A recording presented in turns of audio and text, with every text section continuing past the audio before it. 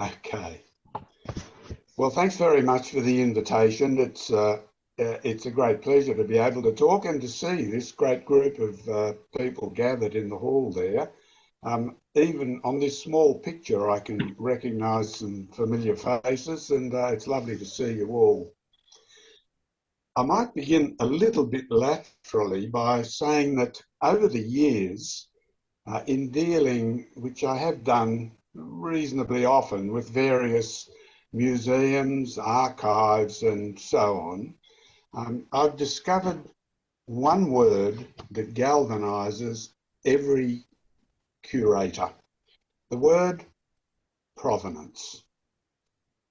Put bluntly, good provenance, they're interested. Bad provenance, or worse, no provenance, no interest whatsoever. Now, in a small way, each of us is running, who collects anyway, is running our own small museum. And it's my belief, has been for years, that we should be paying much more attention to provenance, even if it's only for the most venal of reasons, which is dollar value. Increasingly, it is the provenance which is going to lend and retain the value to your collection. And a part of that provenance comes with history. The particular history of a given artefact, as well as the general history of its period and the culture that surrounds it. And there's no period more fascinating to the radio buff than the beginnings of radio broadcast. Our own Australian early radio history is peppered with terrific characters, and by some strokes of good fortune, as well as the result of research, I've managed to gain some kind of personal connection with three of what I regard as the greatest characters of our early radio. As you'll see with each of them, I've tried to latch onto anything that brings history to life. Now let me see if I can work this magic machine to produce a picture for you. Here we go. Many of you will know the name of Oswald Francis Mingay. Here he is in prosperous later life, sporting the obligatory pipe, you notice down here, of the 1940s and 50s. Ozzy Mingay was responsible for a great deal, but he began humbly enough as a telegraph boy, in the Lithgow PMG in Western New South Wales. And by 1914, he'd become a junior mechanic in their education department. And then war broke out. Come on, here we go. Here's the First World War embarkation roll for Oswald Francis Mingay. And you'll see that he joined up in November 1915, initially as a gunner in field artillery, but very quickly he managed to switch horses in midstream, so to speak. And for most of the war, he worked with 2nd Division signals, first in Egypt and then later for an extended period on the Western Front. After the armistice, he worked again with GPO engineers in London, and he came back home absolutely fired up for radio. He was a very active man, and soon He was wireless columnist for the Daily Telegraph. As Lieutenant Mingay in the CMF, he was secretary of the Military Wireless Association, and all the while he had a full-time job with Cecil Bergen at Bergen Electric.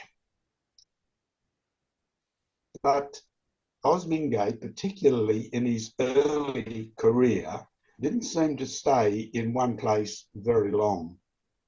And during this period in the early 20s, he watched as Ernest Fisk manoeuvred, first of all privately with William Morris Hughes, Billy Hughes, and then with the wider federal government for an AWA broadcasting monopoly, and in some areas a monopoly in manufacturing as well.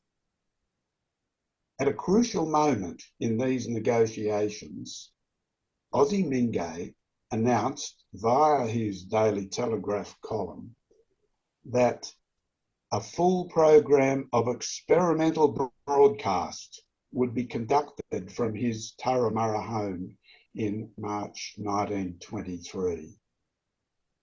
Now, Fisk saw this as the opportunity to express his desire and to exercise his power. And the AWA lawyers brought down a sledgehammer response on this modest initiative of Ozzy Mingay. Unfortunately for Fisk, this response forced Fisk to show his hand, and he had to reveal really what his intentions and AWA's hopes were. And the ferment of debate that followed that climaxed in this broadcasting conference, which we've got pictured on the screen here at the moment. And it was at this conference that AWA's overreach would become apparent, and it would actually set the scene for a great deal of what was to follow. I love this picture. It's an old picture on newsprint, of course, but I love it because it is so symbolic of what was going on with, you can see the diminutive figure of Os Mingay here at one end of the front table, and way at the other end of the front table, although you will barely see his face, I will bring it up a bit, is the never photogenic Ernest Fisk. And the fact of them sitting at extreme opposite ends of this table gives some sort of a representation of the part that Mingay played in those early debates. Now, by 1925, Mingay had, first of all, left Bergen, then joined Harrington's, then left Harrington's, and this picture comes in a 1925 Wireless Weekly article announcing that he has formed Mingay's Wireless Manufacturing Limited. Now, like so many of these early manufacturing efforts, it foundered fairly quickly, though it wasn't through a lack of extravagant publicity. This is classic Mingay, indeed a revelation in radio. And you'll notice that his Super 5 was different from every other Super 5 on the market. The Mingay unique Super 5. In fact, as we shall see, there was nothing very unique about it at all. It was a standard TRF. Its only unique feature being this hulking great battery box, which enabled Os Mingay to advertise the set as portable. I wouldn't have wanted to be the porter. I don't know about you. Mingay's Wireless Manufacturing Limited failed soon after. Unfortunately, we don't have time to follow Ozzy's very colourful career through this period. Suffice it to say that through a complex series of initiatives and buyouts, he became the country's premier publisher of trade magazines and information. This would preoccupy him for the rest of his working life.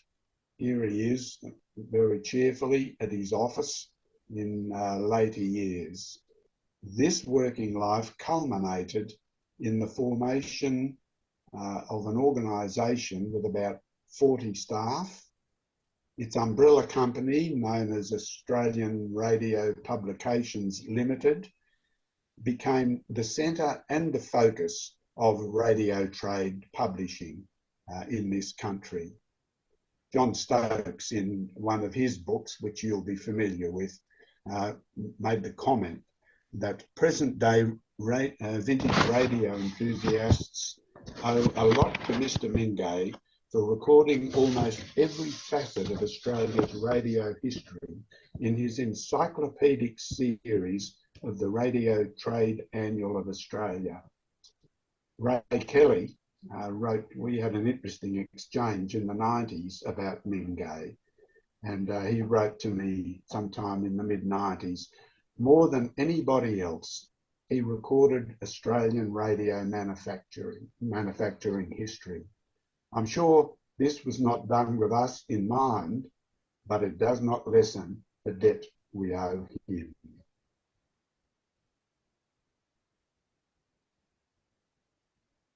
At his retirement, Oz Mingay was widely honoured and celebrated. And we can see in this old picture again, he's being honoured and congratulated by Sir Lionel Hook, the chair of AWA, and being presented also with a lovely painting. So he was widely known, widely respected, and often amused many in the industry. Now, I also had an interest in Oz Mingay because in the 1960s, through an unexpected set of circumstances, I came to know the retired Oz Mingay and his lovely wife, Winifred, very well. And I have a photo to prove it. Here we are. He's obvious, so is she, and this bloke here with the hair you may not recognise, but I promise you it is me. We're celebrating Ozzy's 73rd birthday at the then newly opened Summit restaurant in the heart of Sydney.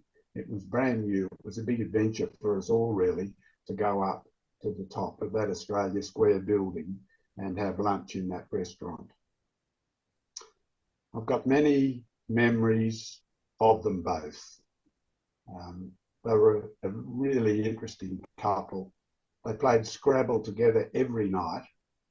It was a fierce contest.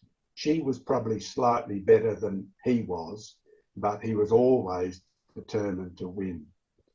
He talked often about his philosophies of business and so on to me, and he explained, I can remember in one extended conversation, how in his company, Mingay's Electrical Enterprises, he gave every new employee a bundle of shares in the company.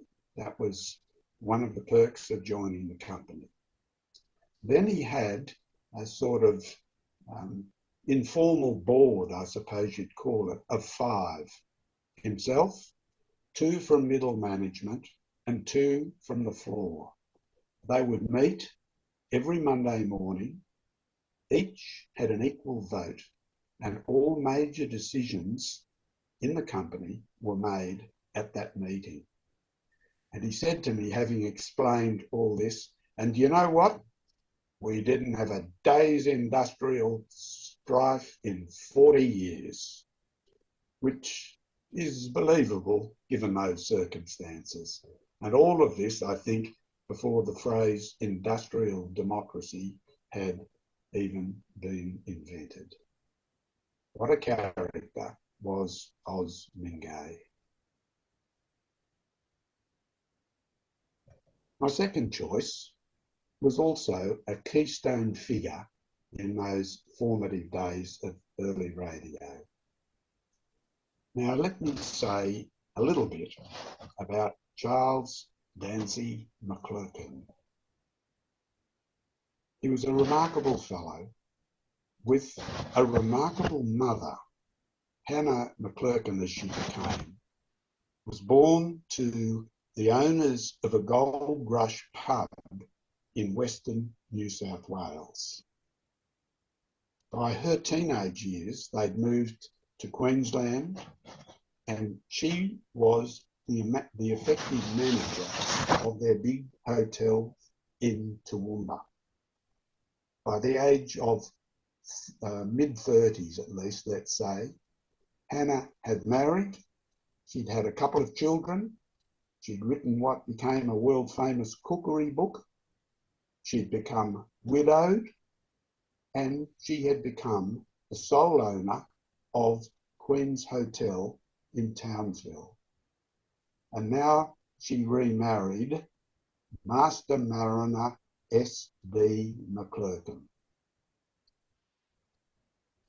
I wonder how daunted Mr. MacLurcan was by his overachieving wife, because it wasn't long before she had another brainwave and they moved to Sydney, so she could take up a lease on the rundown Wentworth Family Hotel near the Rocks in Sydney's CBD.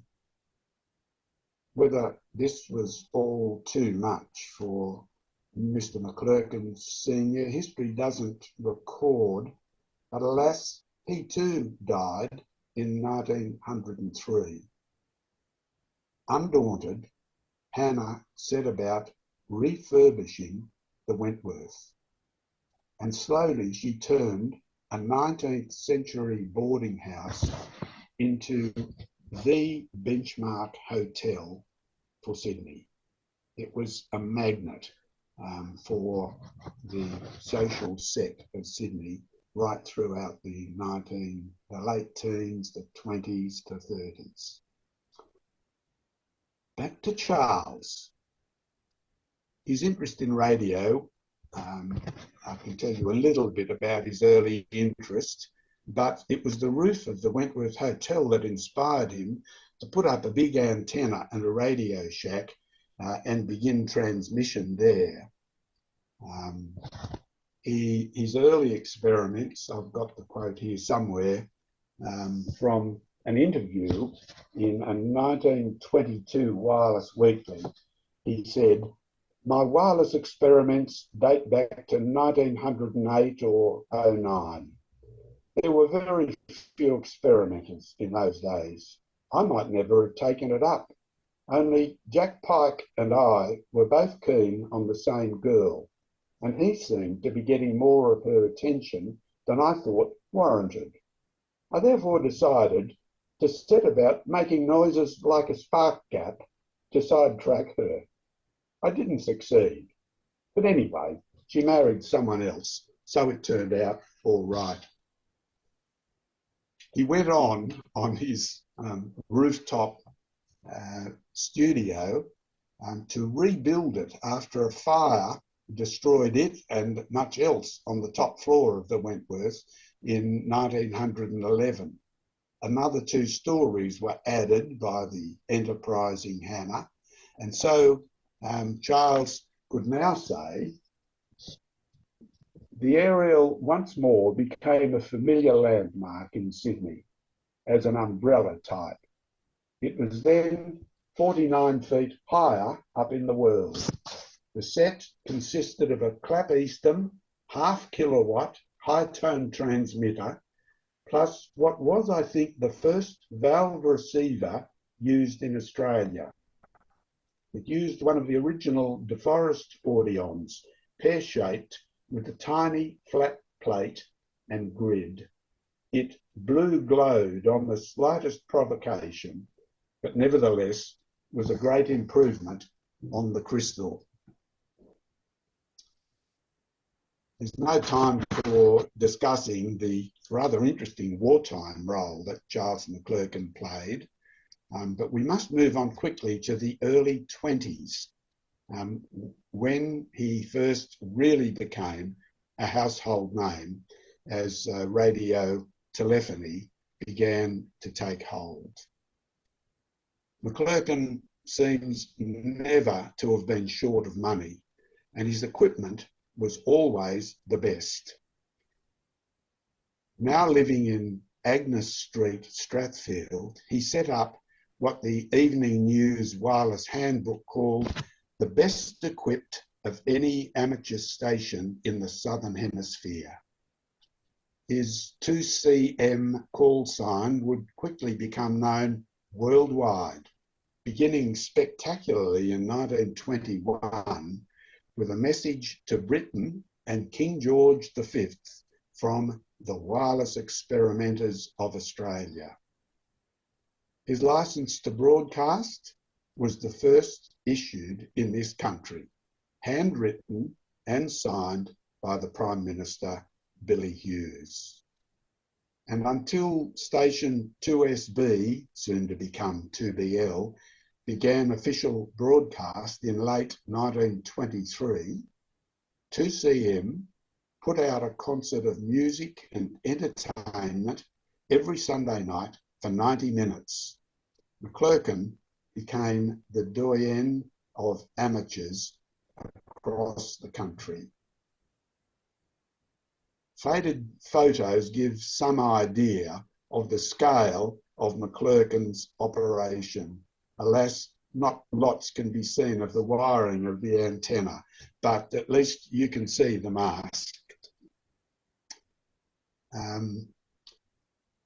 He was a quirky man with a great sense of humour, and that was one of the things that attracted people to his broadcasts. He used to tell jokes and make quite idiosyncratic comments which had people laughing at the other end. There's a record of one listener with his earphones firmly fixed to his crystal set at Burwood, rocking back at one of MacLurcan's jokes, falling off his stool and pulling his crystal set and all down onto the floor with him.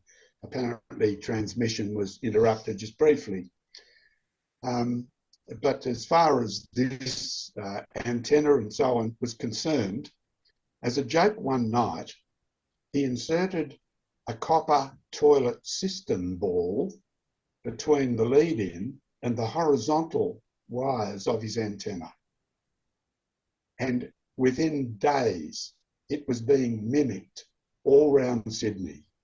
Everyone believed that MacLurcan had stumbled onto a fantastic way to improve the performance of your antenna. He used to love driving around and seeing all the cistern balls attached to antennas around the country. A later report, which I think we've got here somewhere, gives you some idea of the awe in which MacLurcan's broadcasts were held. This comes from the Wireless Weekly in September 23. 2CM was next. By this stage, others had joined the Sunday night broadcast. There is no need to say that this test was excellent. The strength was remarkable and is by far the loudest and strongest transmission of music that has been given so far. Mr. MacLurcan was in good form, and his renderings of the vamp, the hero, etc., to say nothing of his last remark when closing down, were most entertaining. One of his Sunday night broadcasts featured the lead in a musical comedy that was then playing in Sydney. In February 23, Josie Melville, not a very flattering photograph, was claimed to be the first artist to broadcast live in Australia. And when MacLurcan asked anyone who'd enjoyed the performance to write, the Agnes Street letterbox was jammed with 2,000 letters in that week. Now, that's something which Patricia Carvelis on Radio National this in mornings would give her eye teeth to receive in a month. It gives some feeling of the keenness with which these early broadcasts were attended to and responded to. He lent his name, MacLurcan, to all sorts of commercial enterprises. Here's a radio put out by Colville Moore, which they called the Chas MacLurcan receiver. And perhaps unlike Aussie Mingay's, it really did have some rather good features. I'd be very interested in an aside if anyone has ever seen an example of this receiver. I haven't, and I've never heard tell of one, but I'd be interested to hear if anyone has heard of that. It was ultimately, however, his work as an amateur, improving and extending performance, that was MacLurcan's real interest, had been from the start, and really remained so towards the latter part of his radio career. This is a little extract from an April 1924 edition of the big American magazine Popular Broadcast, and it reports a record for distance with low power. His 1923 tests with the Kiwi Frank Bell to establish a record for long distance transmission at extraordinarily low levels of power obviously made world news. According to an announcement by the American Radio Relay League, Mr. C.D. MacLurcan of Sydney, do you like the spelling of Sydney, Australia, has succeeded in transmitting signals to New Zealand a distance of 1,400 miles with an antenna input of only 0.004 watts, which is far less than the power produced by a burning match. Now, MacLurcan was intrigued by the possibilities of the short wave band, let's say below 200 or 300 metres. And in early 1924, he embarked on the steamship Tahiti for a trip to San Francisco. The attraction being he was able to put up a radio shack and antenna on deck. And with the temporary call sign 2CDM, he again began to establish extraordinary records for transmission and reception. And this carefully kept log, still in the family, records every day and every contact of that extraordinary trip. It's impossible to exaggerate, really, MacLurcan's influence on the radio community in the 1920s, right through. In long articles, in club reports, in ads, in letters, in testimonials, in interviews, and especially in technical reports. He's absolutely everywhere across the main journals of the 1920s. And you can barely open one without coming across his name. He was a towering figure in the day. And it was fitting, of course, that later in life, this is in 1943, he was made an honorary life member of the Institute of Radio Engineers. More fitting still than that, on his rather premature death in 1957, was the decision by the federal administration to set aside his call sign marked never to be reissued. And that was a lovely tribute, I thought. to MacLurcan. I'm going to stop the sharing just there, Kevin, and come back to the screen for a minute. While I share with you the spin out for me when in, I think about 2010, at one of our radio fests here in Canberra, an unassuming man approached me with a box of radio bits under his arm, extended his hand and said, "How do you do? I'm Charles MacLurcan." I was a little bit taken aback, and I said, I hope you don't mind me saying this, but you're supposed to be dead." And he smiled and said, "Oh, you're thinking of my grandfather, Charles MacLurcan." He said, "These are some bits that were left over after he died, which I've gathered together, and I wondered if you'd be interested in them." Would I what? The radio fest stopped at that point for me, and I spent a wonderful 10 or 15 minutes with Charles MacLurcan III, and there may be a little bit more to tell of that a little bit later. Now, my third figure of the period is, I think, in many ways, the most remarkable figure of this period of radio in Australia. No, I'm not talking about Sir Ernest Fisk. Indeed, I'm not talking about any other man. It is a quietly spoken, unassuming lady by the name of Florence Violet Wallace. She's 13. Born in the same year as Charles MacLurcan in Melbourne, you'll be glad to know. You'll be sorry to hear that shortly after, her family moved to Austinmere on the New South Wales south coast, coincidentally where Lawrence Hargraves conducted his really interesting experiments with box kites. Whether that affected her, I don't know. But by 1904, she'd been enrolled as a scholarship girl at the prestigious Sydney Girls High School, but she was already experimenting with electromechanical gadgets, setting up lights in dark cupboards for her nearsighted mother with switches activated by opening doors. In an interview decades later, she said, "I decided then I'd become an electrical engineer."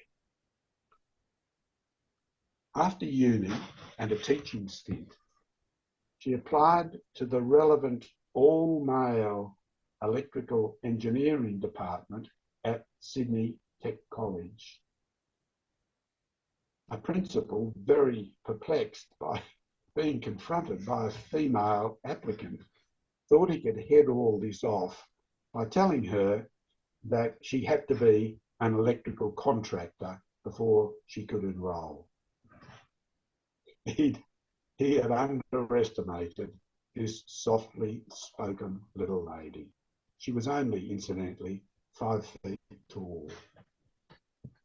Florence had business cards printed and looked for tenders. In that same later interview, she said, "There was a house way out beyond Marrickville," now, of course, an inner city suburb. "There was a house way out beyond Marrickville asking for prices to install light and power. No one else was silly enough to go way out there, and that was my first job."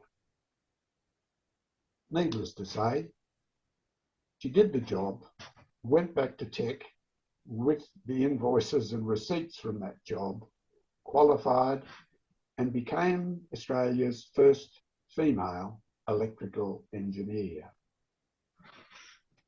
Now, already, even at this stage, she was interested in wireless. And by 1921, we find her electrical business, which was in Sydney's Royal Arcade, and we find it stocked with more radio bits and pieces than electrical cables and electrical fittings. Now, we're going to find a... Yes, here we go. Her picture first emerges here on the cover of a very early edition of Wireless Weekly, September 1922. The magazine, incidentally, it turns out, and the idea for it were all hatched in her workshop between F.V. Wallace and the two other principals in its initiation. But here we see the demure Miss Wallace, already competent in Morse, taking down messages with a very neat little Remler outfit. That outfit would be a collector's dream today. Already, it was clear to the industry that F.V. Wallace was lots more than a cover girl for a magazine.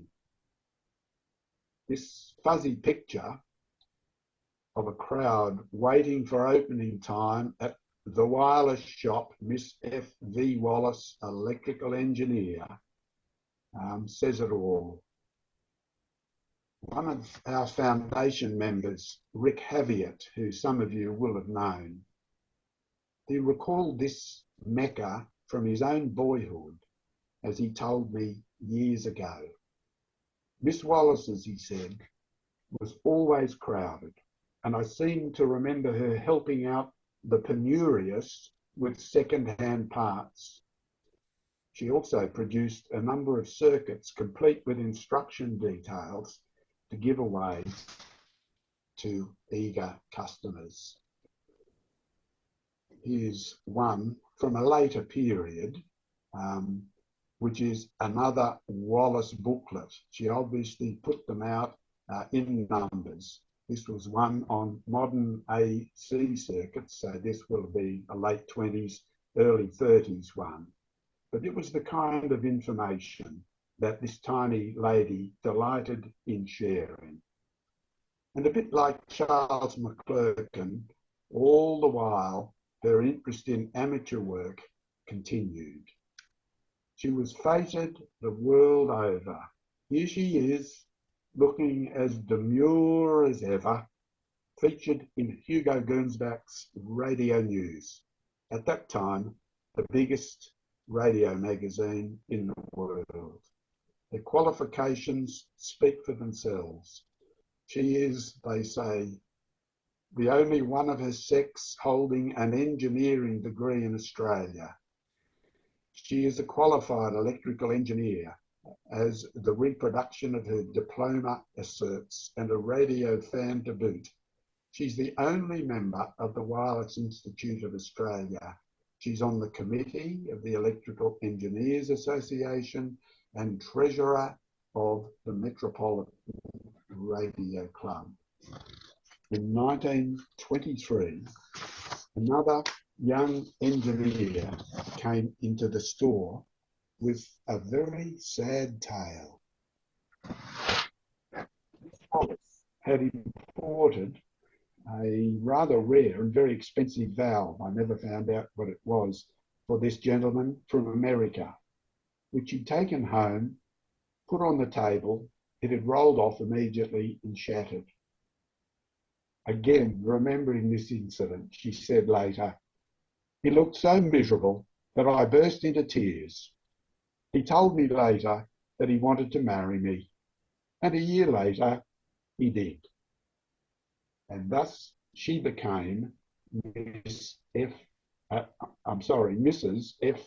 McKenzie, while Miss Wallace's radio shop continued, thrived, and expanded under her maiden name over its banner logo, which we can see here in a later advertisement. The wireless shop, the oldest radio firm in town. The oldest radio firm in town was her signal advertising jingle. Meanwhile, determined to bring other women into the esoteric world of the electron, in 1934, she founded the Electrical Association for Women, a society with regular meetings, its own logo and literature, and devoted to introducing women to the world of radio and wider matters electrical.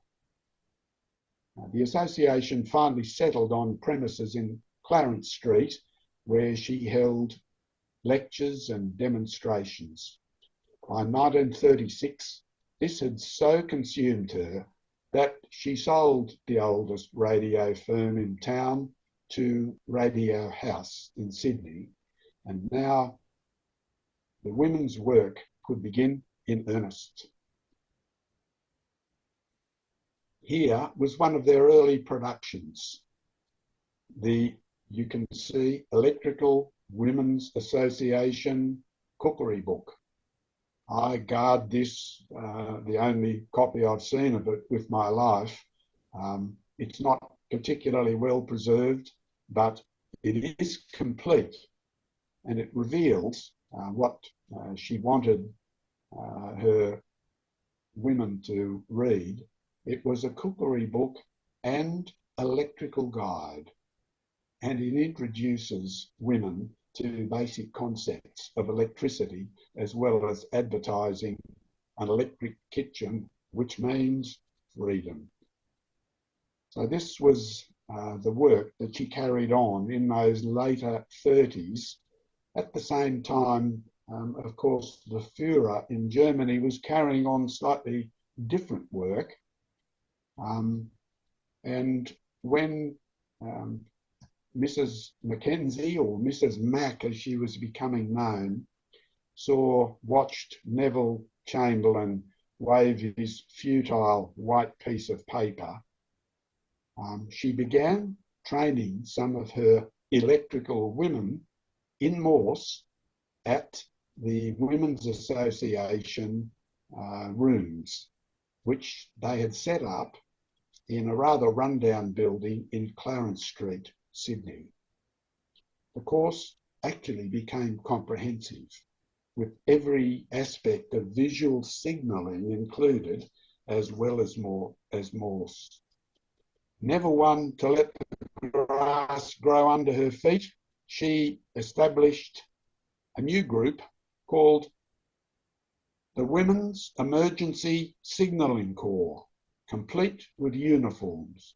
And here she is in charge of this group, which she formed herself, this semi-military, I suppose, organisation, you'd call it, the Women's Emergency Signalling Corps.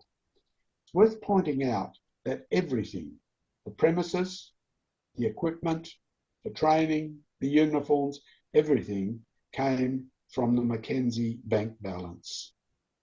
She understood its value as war work, providing operators, female operators, to relieve hundreds of PMG mail, post office, telegraph operators for service overseas. But she also saw, and this is what makes her in many ways a woman before her time, she also saw how it would introduce a new generation of women to other career possibilities. And this generation, of course, knew her simply as Mrs. Mac. And now for her next challenge. Mrs. Mac set out to convince the top naval brass of the need for a woman's Royal Australian Naval Service. Early in the war, she had several meetings with a very sceptical senior military group. It is a long story with many twists and turns, but the Rands owed their existence to her persistence. Now, meanwhile, back at Clarence Street, her unorthodox teaching methods were producing fantastic results. Her girls, as she called them, often outperformed seasoned male operators, and soon the inevitable happened. A young would-be airman was knocked back for service because of his poor Morse skills, and he arrived at 10 Clarence Street and rather sheepishly in this all-female domain asked for help.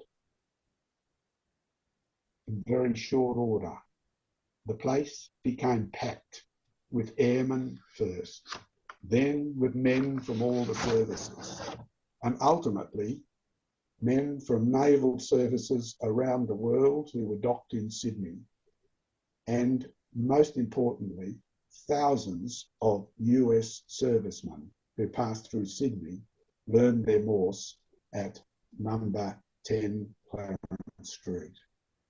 It is a wonderful picture, and I hope I've got the right one here. There we go. To see these smartly dressed American servicemen marching into the Women's Emergency Signal Corps upstairs at number 10. Once again, all of this she financed from her own purse, would never accept payment. And by war's end, 3,000 women and 10,000 servicemen had been trained by her very effective method. And so it continued. Once again, in the later interview, she remembered, I trained nearly all the Qantas pilots for 10 years after the war. Little wonder she was honoured with an OBE. And finally, once again, a personal touch. I mentioned Rick Haviett's connection with Miss Wallace's store in the 1920s.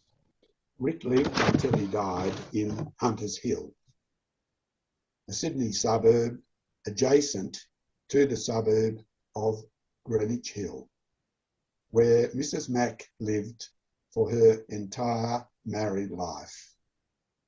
After she died in 1982, an alert friend of Rick Haviett's, who also lived nearby, noticed a pile of stuff left out on the footpath for the council to pick up outside Mrs. Mac's home.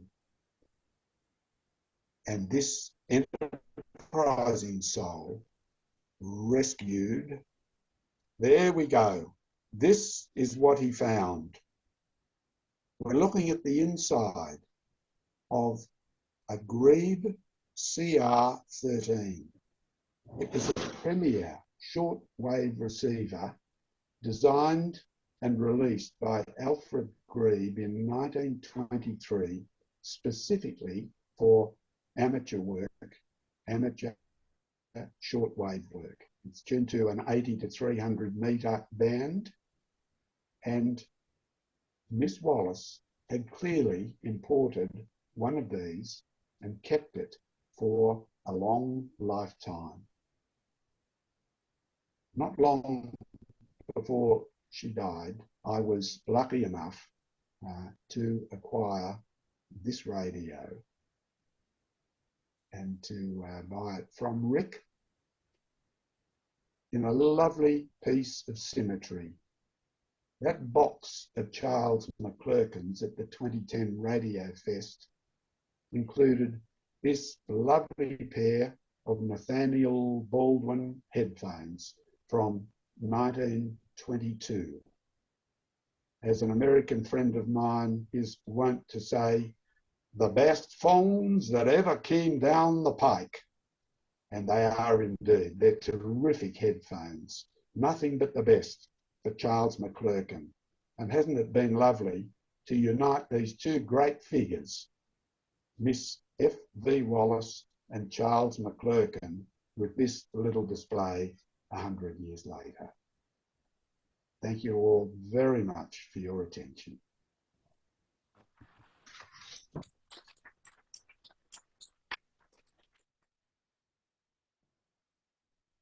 Well, thank you, Richard. That was, I'm almost speechless. It's unusual for me. I'd just like to pay tribute to the people you spoke about, but also to the thoroughness and depth of your research. I wasn't expecting to find out that much about the spectacular early history of Australian radio.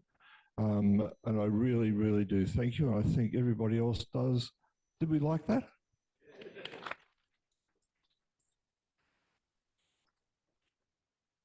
Thank you again, Richard. And look, I will take a couple of questions if anybody has.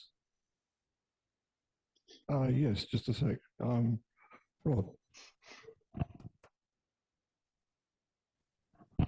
I'm just wondering if this will be on YouTube. I'd like to see it again sometime. I know it's been recorded. Yes, we'll organise and we'll put a link on our website. Anyone else? Rod. With respect to Mr. Mingay, I don't suppose you'd have copies of his publications that he put out in the 60s for radio shops and so forth, would you? I have very little actually of Oz Mingay's. I have none of the radio trade annuals. I auction them regularly at auctions here and further afield. They always make very good money. They're obviously highly sought after, but I've got a bundle of letters from Mrs. Mingay if you want to see those, but they don't tell us much about radio. And the only thing I have is there's a little book, I think, which many of you will have seen, which is a very handy little book of tips. I think it's just titled something like Mingay's Wireless Topics, or a title something like that. But unfortunately, apart from that, I have nothing but memories, and I wish I had memories of having quizzed Ozzy in detail about his 1920s experiences. Provenance, once again. Thank you. Anyone else? Okay, all right. I say one. Yes. I'd just like to mention also, someone was asking about the talk being repeated. That's fine, but if you are interested in any of these figures, there are extended accounts which I did, I don't know, probably 10 years ago, maybe 15 years ago. I can look them up and give people, you know, days and dates in radio waves, but there are much fuller accounts of each of their stories in early editions of Radio Waves, and you can pick those up fairly easily. But I should have mentioned that there has been a book written, a biography of Mrs. Mac, of F.V. Wallace.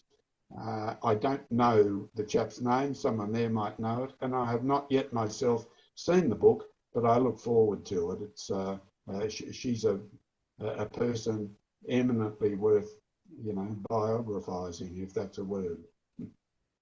It is now. That's a word, come on.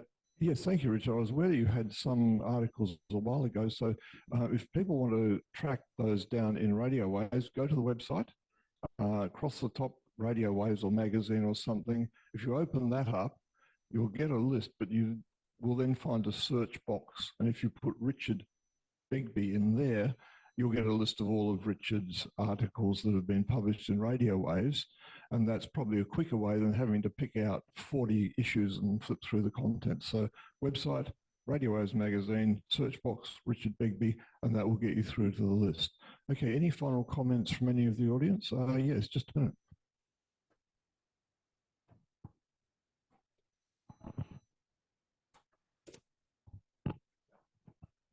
Well done, Richard. Thank you. My name's Michael. The book you're talking about is called Radio Girl by David Duffy, and I've read it, and it's a fantastic read and highly recommend it to anybody. It's well available online. So. Wonderful. Thanks, Michael. That's terrific, and I look forward to reading it myself. Yeah, so it's called Radio Girl. Yep, Okay, and you should be able to find it online, and I think I'm going to get one myself. All right. Look, thank you again to Richard. That was pretty good. And also thank you to Kevin for the hosting. I reckon it's time for afternoon tea, and we'll have afternoon tea and then we'll have the mini auction. Thank you again, Richard and Kevin.